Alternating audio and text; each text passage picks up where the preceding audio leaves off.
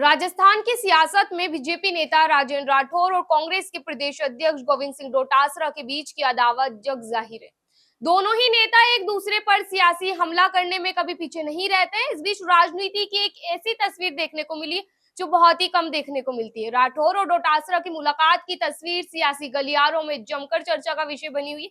ये तस्वीर अब सोशल मीडिया पर भी खूब वायरल हो रही है। नमस्कार, मैं शेख जोया, आप देख रहे हैं द नगरी न्यूज। इसमें हरियाणा विधानसभा चुनाव के दौरान मंगलवार को दोनों नेता एक दूसरे से मिले। इस दौरान दोनों ने आपस में हाथ मिलाया और दोनों के चेहरे पर मुस्कान दिखी।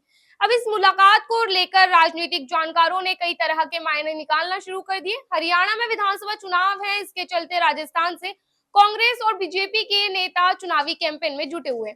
इस दौरान हरियाणा में डोटासरा और राठौर एक दूसरे से मिले। 5 मिनट की इस मुलाकात में दोनों नेताओं ने एक दूसरे से हाथ मिलाया और हंसी मजाक की। इस दौरान डोटासरा मुस्कुराते हुए राठौर के सामने हाथ जोड़ते हुए भी नजर आ रहे हैं। इसके बाद दोनों अपनी अपनी राह निकल गए। अब इस मुलाकात को लेकर हलचल मची हुई है। अपने बयानों से एक दूसरे पर तंजिया तीर छोड़ने वाले नेताओं के बीच आखिर ऐसी क्या बात हुई कि ठहाके भरी मुस्कान सामने आ गई। इसको लेकर कई तरह के कयास लगाए जा रहे हैं। राजस्थान की सियासत में हर कोई राठौर और डोटासरा की अदावत जानता है। दोनों एक दूसरे के जमकर धुर विरोधी रहे हैं। दोनों नेता एक दूसरे पर सियासी बाण छोड़ने में कभी पीछे नहीं रहे।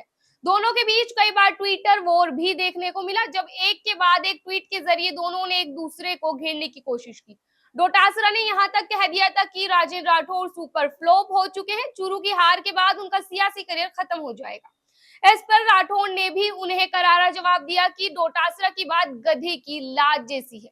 बताते चले, चूरू लोकसभा के सांसद राहुल कसवा और राठौर के बीच जमकर अदावत जारी रही है।